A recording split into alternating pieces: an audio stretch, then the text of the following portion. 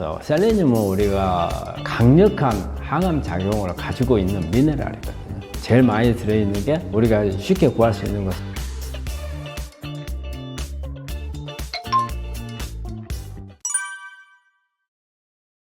저는 우리 셀레늄에 대해서 셀레늄은 우리가 강력한 항암 작용을 가지고 있는 미네랄이거든요.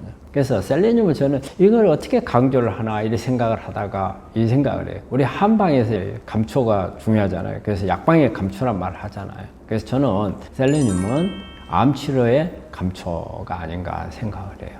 그래서 셀레늄이 참 중요해요. 그리고 우리 세계적으로 이렇게 암이 많이 발생하는 나라와 발생하지 않는 나라를 이렇게 구분을 해보면 발생하는 나라는 암이 많이 발생하는 나라는 토양에 셀레늄이 없더라는 거예요. 그리고 암이 적은 지역을 보면은 셀레늄이 많더라는 이런 통계 자료들이 나와 있거든요. 그만큼 셀레늄은 암하고 관련이 많다. 그러면 이 셀레늄이 어떤 관련이 있는가? 특히 우리가 셀레늄은 저는 면역하고 관련을 1번으로 봐요. 우리가 셀레늄은 갑상선 기능을 개선시켜 주거든요. 우리가 우리 몸에 있는 면역 세포가 제대로 활동을 하려면은 에너지를 충분히 만들어야 돼요. 이 에너지를 만들게 하는 게 갑상선이거든요. 근데 갑상선에 있는 호르몬을 활성형으로 바꿔주는데 셀레늄이 관여를 합니다. 그래서 셀레늄이 많아야 갑상 기능이 올라가고 면역이 올라가게 되는 거고요.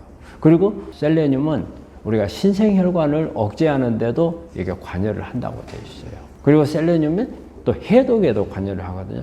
글루타치온에 관여를 해서 글루타치온의 산화형을 환원형으로 바꿔주는 그런 역할을 하는데도 셀레늄이 관여를 하고, 그리고 유전자적인 부분에서 보면 우리가 P53이라는 세포를 자살시키는 유전자가 있어요. 그래서 우리가 유전자 중에서 암을 억제해주는 유전자가 P53이라는 유전자거든요.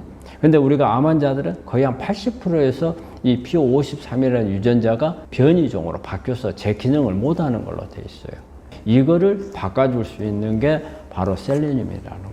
그래서 셀레늄은 우리 암을 치료하는 데 있어서는 절대 빠져서는 안 되고, 또 어떤 분들은 우리가 혈액에 혈중 농도 셀레늄을 체크해 보니까 정상이더라. 그렇기 때문에 굳이 셀레늄을 쓸 필요가 없지 않느냐.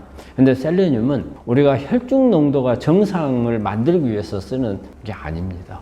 셀레늄을 양을 많이 넣어주다 보면 우리 암에서 필요한 부분들에서 이게 소모를 하고, 또 항암이나 방사선 수술하면은 우리 몸에서 셀레늄 소모가 많이 일어나요. 그래서 그걸 또 보충하는 개념도 있고, 우리가 정상 수치를 혈중 농도를 높이는데 정상 레벨로 만들기 위한 게 아니고 고용량을 썼을 때 그 자체가 가지고 있는 항암 작용을 이용하기 위해서 우리가 셀레늄을 섭취를 한다는 것을 생각을 하셔야 돼요. 그래서 검사해가지고 셀레늄이 나는 정상이다, 안 해도 된다, 그건 아니라는 것을 말씀드립니다.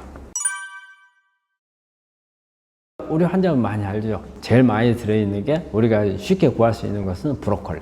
브로콜리가 많다고 그래요. 근데 이제 여기 함정이 하나 있어요. 우리가 브로콜리는 어느 토양에서 나느냐에 따라서 브로콜리 속에 셀레늄의 함량이 많으냐 적으냐를 결정이 되는 거거든요. 그러니까 토양에 셀레늄이 없는 토양이면은 브로콜리 속에 셀레늄이 없겠죠. 근데 되게 이 셀레늄은 화산석이 많은 데서 셀레늄이 많다고 되어 있어요. 그래서 화산토에서 키운 브로콜리는 셀레늄이 많겠죠. 우리나라 같으면 제주도가 되겠죠. 그리고 견과류 속에도 셀레늄이 제법 있어요. 그리고 이게 이제 브라질나트. 그래서 아마 이 세 개가 가장 셀레늄이 많은 음식이 되겠습니다. 알코올이 간암을 잘 일으킨다, 이게 일반적으로 다 알고 있잖아요. 다 알고 있는데 사실 알코올이 간암을 그렇게 많이 일으키지 않아요. 우리 간암은 B형 간염이나 C형 간염, 간염이 주로 많이 일으키는 거지 잘 그렇게 일으키진 않아요. 그런데 간암을 일으키는, 알코올로 인해서 일으키는 거는 오랫동안 먹었을 경우예요. 우리 몸에서 알코올이 이제 이렇게 간암을 일으키는 그 기전을 보면은 그 알코올이 우리 몸에 들어오잖아요. 그러면 이게 그 아세트알데히드라는 성분으로 바뀌어요. 그래서 이 성분이 바로 암을 일으키는 발암물질이에요. 그러면 이제 우리 술을 마셨을 때 그러면 어떻게 마시면 이게 이제 암을 잘 촉진하는 영향을 줄 건가? 이 아세트알데히드가 만들어지니까 이거는 이게 양이 많으면 안 되겠죠. 이게 포금을 하는 사람들. 안 마실 때는 안 마시는데 한 번 마시면 막 고주망태가 될 때까지 마셔버리는 이런 사람들 있잖아요. 이런 사람들이 위험해요.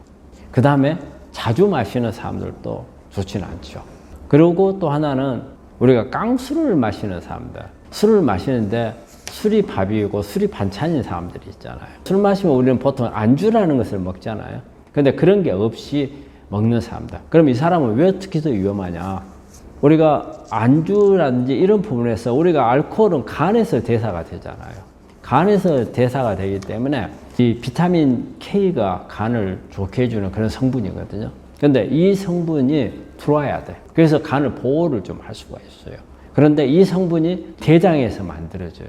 그럼 우리가 음식을 먹어야 비타민 K를 만들 건데 술독에 빠져 있는 사람들, 밥도 안 먹고 그냥 술만 마시는 분들이거든요. 이런 분들은 비타민 K가 만들어지지 못해요. 그래서 비타민 K가 많이 만들어지지 못하다 보면 암을 촉진을 해요. 그래서 우리가 이제 피부과2라는 종양 표시자를 체크를 하게 되면은 그게 이제 나와요. 근데 그 수치가 확 올라가거든요. 그래서 이렇게 깡술을 아무것도 안 마시는 사람들 이런 부분이고, 그리고 아까 폭주하거나 자주 마시는 사람들은 아세트알데히드가 많이 만들어지기 때문에. 그런데 종종 이걸 물어보는 우리 환자들이 있어요. 술을 잘 마시는 사람하고 술을 못 마시는 사람하고 누가 더 암에 잘 걸리느냐, 그거 물어보는데 술을 잘 마시는 사람이 더 잘 걸린다고 봐야 돼요. 왜냐하면 우리가 술을 잘 마시는 사람들이 해독이 잘 된다고 돼 있잖아요. 근데 해독이라는 게 알코올에서 아세트알데히드로 바꿔주는 게 해독이에요. 우리 몸에서, 간에서 1차적으로 하는 거죠. 그래서 이 아세트알데히드가 빨리 배출이 돼야 되거든요. 근데 많이 먹게 되면 우리 혈중 농도가 높아지잖아요. 그래서 이 아세트알데히드가 많아지는 것은 술을 잘 먹는 사람들이 많아져요. 술을 못 먹는 사람들은 조금 마시면 취해가지고 많이 안 마시니까 아세트알데히드가 많이 안 만들어져요. 그래서 절대 술을 잘 마시는 사람들, 나는 내가 평소에 술을 갖다가 잘 취하지도 않아. 그렇기 때문에 내가 알코올로 인한 해가 더 적어, 이렇게 생각하시면 안 돼요. 암하고 관련돼서는 술을 잘 마시는 사람이 못 마시는 사람들에 비해서 더 잘 걸릴 수 있다는 겁니다. 우리가 그 와인 같은 경우는 와인 속에 다른 성분들이 있잖아요. 그래서 그 안토시아닌 성분, 이제 이런 부분, 안토시아닌 붉은 보라색, 이게 있기 때문에 그런 면에서 이제 우리가 그 안토시아닌이 여러 가지 암을 억제해주는 효과, 이제 이런 부분들이 있기 때문에 좋다고는 할 수는 있지만 근본적인 알코올은 발암물질이죠.